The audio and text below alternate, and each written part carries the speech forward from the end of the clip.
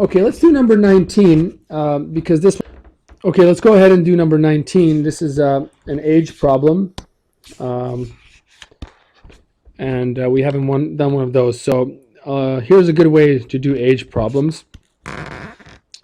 Usually, age problems are split into the current time, and then and then the past. Okay, or for example, in this case, let's read the question. It says a boy is 3 years younger than his sister, and then it says here if his age 3 years ago. So I'm not even going to finish reading the question. I'm just going to set this up using a table this way. Okay, so there's now, and there's 3 years ago, and then the two characters are the boy and his sister. Okay, so make a little table, and this will help you out when you're figuring out the equations. Okay, so the boy, let's go back to the question. The boy is 3 years younger than his sister. Well, this is now in the present moment. So if the sister is x, the boy is x minus 3. Now let's see if we can figure out the 3 years ago part. It says here, if his age 3 years ago, well, what is his age 3 years ago? If it's x minus 3 now, it's x minus 6 3 years ago. Okay, so if it's x minus 3 now, it's x minus 6 3 years ago. And again, that's in terms of the sister's age, because sister's age is x. Okay, the sister's age, let's see this. Where's the second part? If his age 3 years ago was 2/3 her age at the time. Okay, so let's figure out the sister. Well, the sister is x minus 3. Okay, and then we're going to see how this 2/3 plays into this equation. The key thing is this question was this word here. If his age 3 years ago was, so that is really an equal sign. We're going to come up. We'll see if we can somehow use their ages 3 years ago, which is x minus 6, and make them equal each other. So what is that thing that makes them equal? Well, let's read the question again. It says that his age 3 years ago was equal to 2/3 of her age. Well, I'm going to multiply her age by 2/3, and that will make their ages equal. Okay, because he was only 2/3 of her age. All right. Hopefully everybody sees what I mean. Let me give you an example. If she is 30 years old and he is 2/3 of her age, well, 2/3 of 30 is 20. So to make those things equal, I need to multiply the 30 by 2/3, and obviously then we get 20 equals 20. So that is how I use that 2/3 to make their ages equal. I can't just put x minus 6 equals x minus 3, because that's not true. However, 2/3 of x minus 3 will make their ages equal. Let me get rid of this. Okay, now I'm going to multiply everything by 3,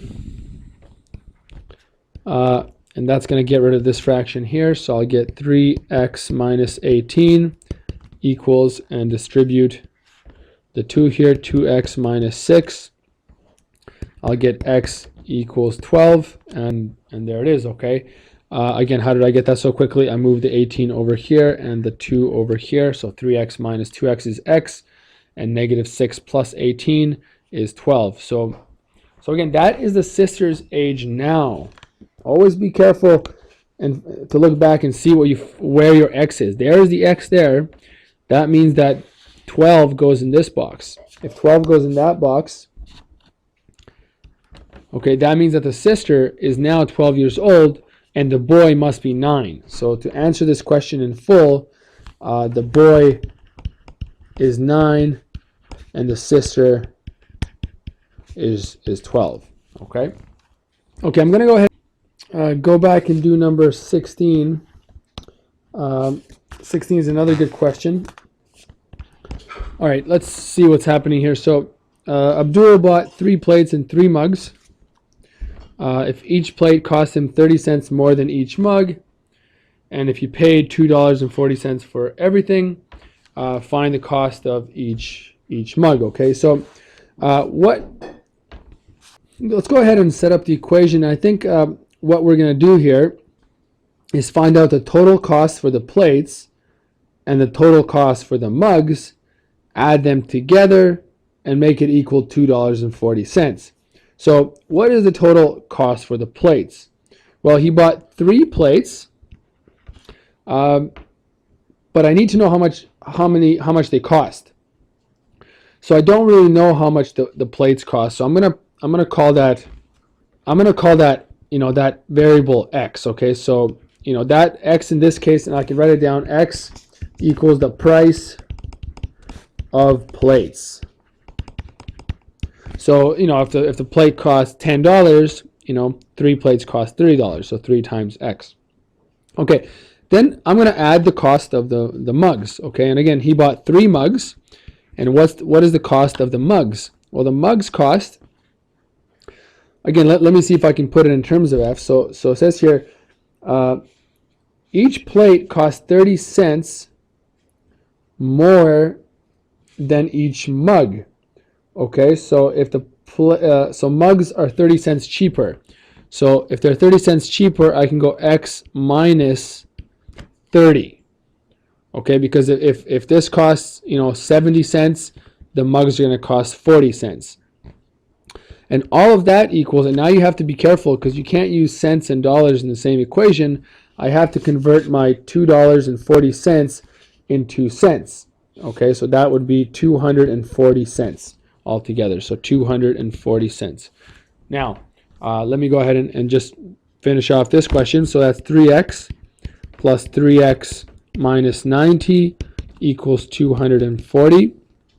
6x equals, move the 90 over. Move the 90 over, equals 330. And finally, x equals 55 cents. And again, what was x? Well, x was the price of the plates.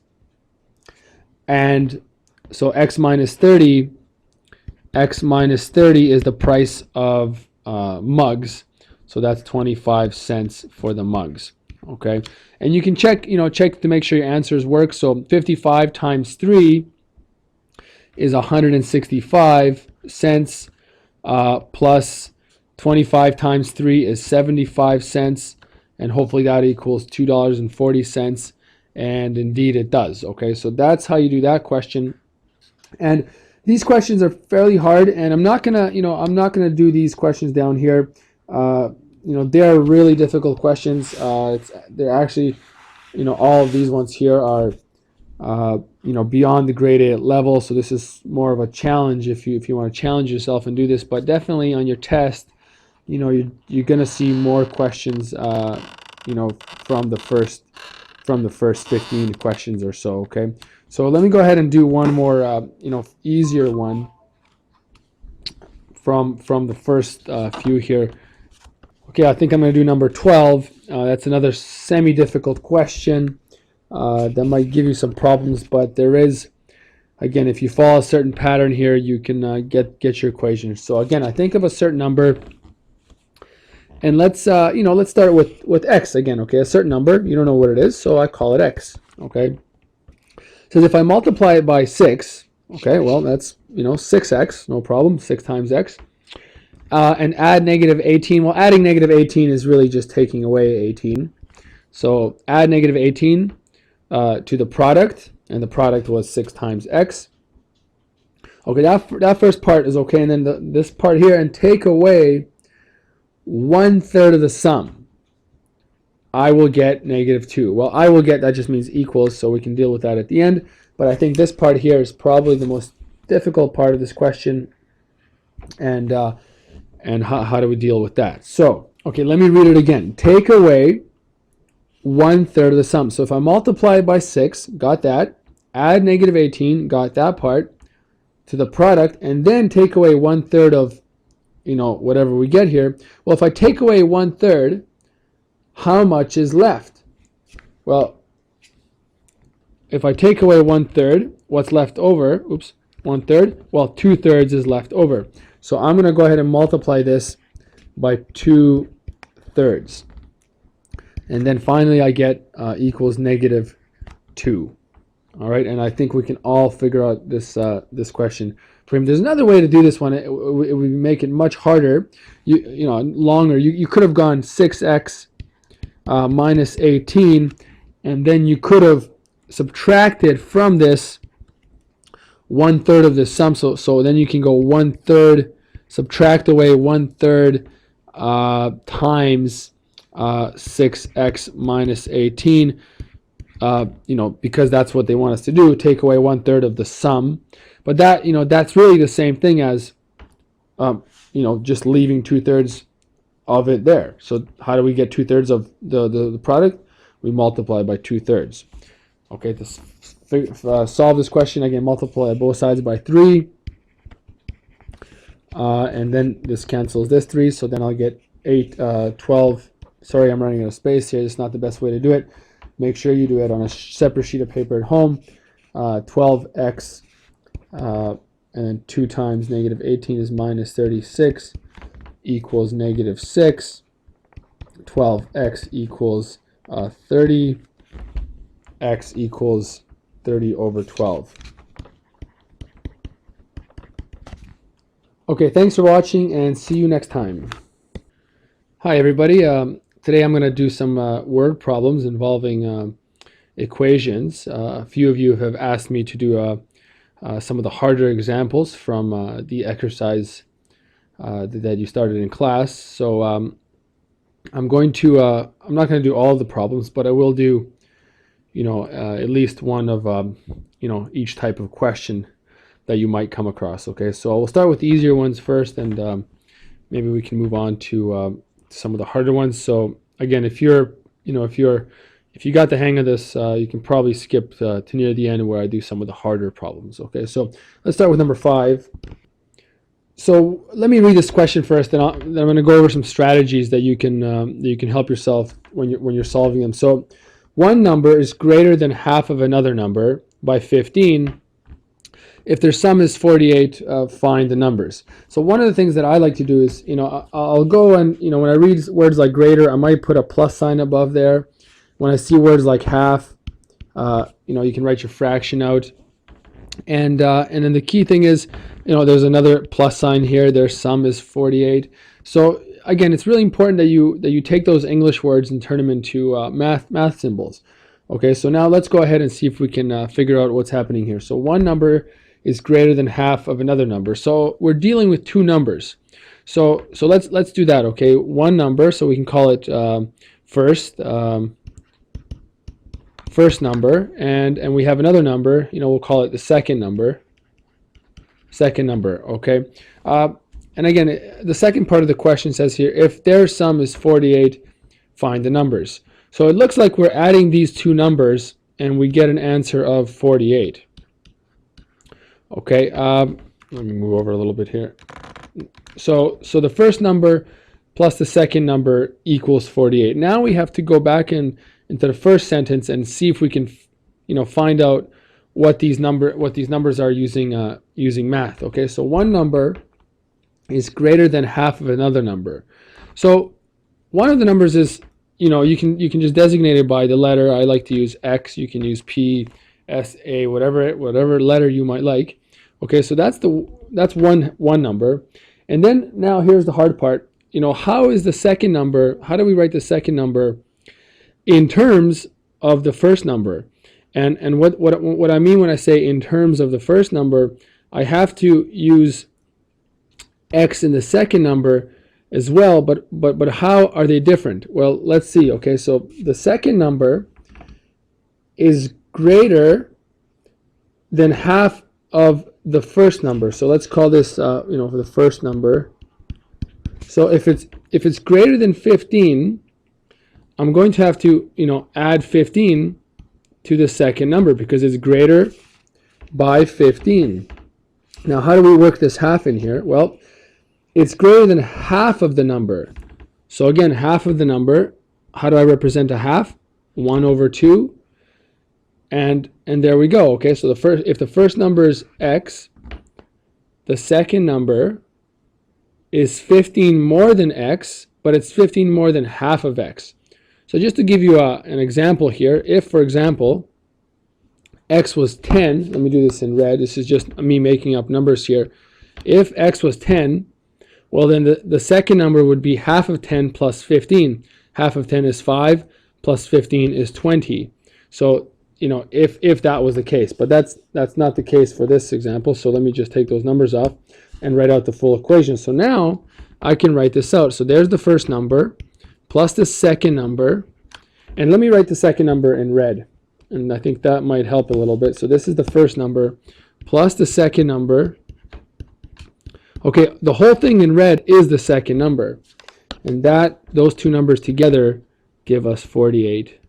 Okay, and now we can go ahead and solve this question using our equation methods. Okay, equation strategies. So again, x plus 1/2 x, and I'm going to move the 15 over here to subtract the 15, and that's going to give me 48 minus 15. That's going to give me 33.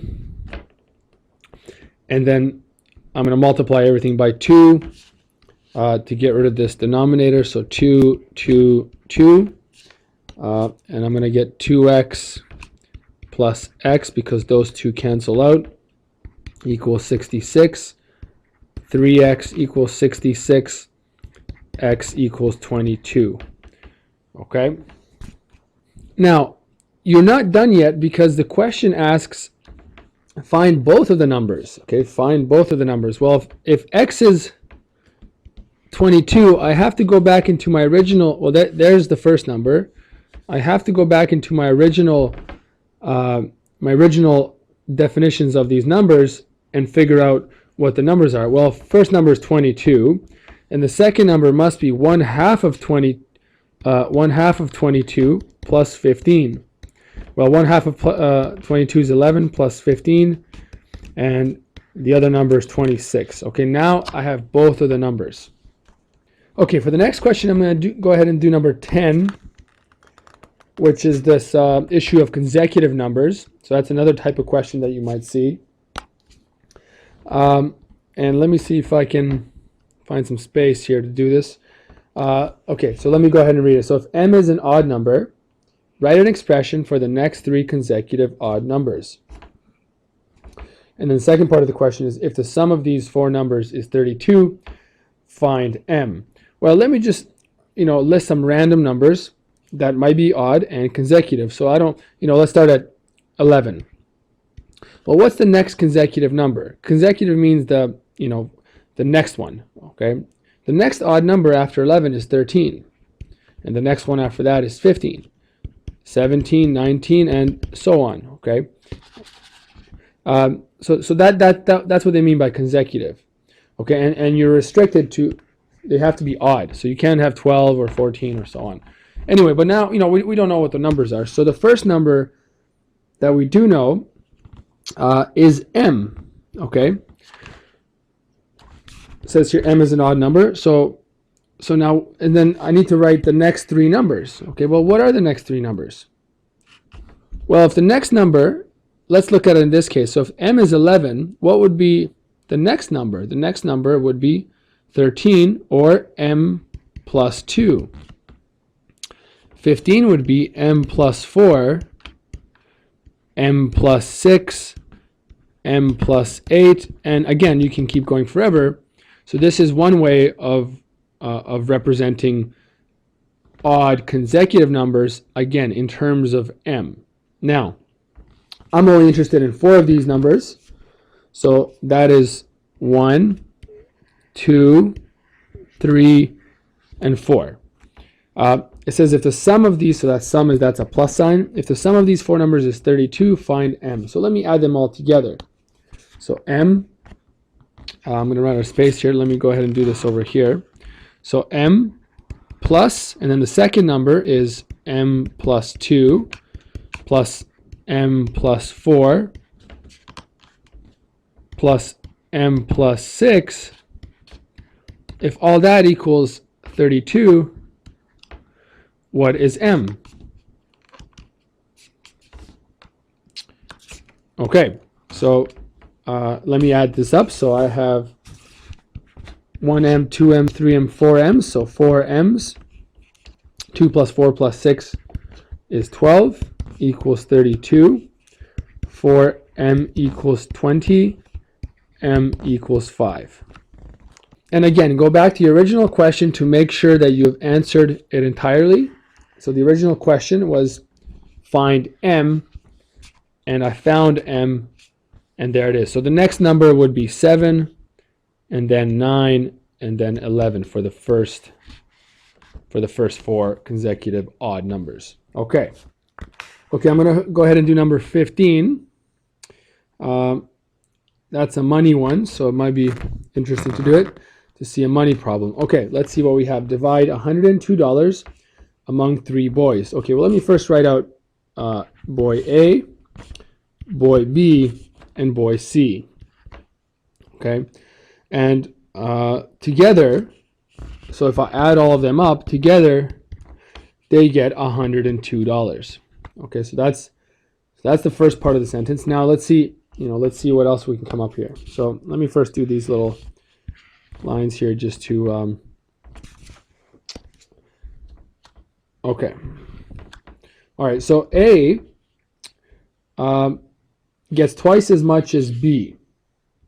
Okay, well let's make B can get X amount of dollars.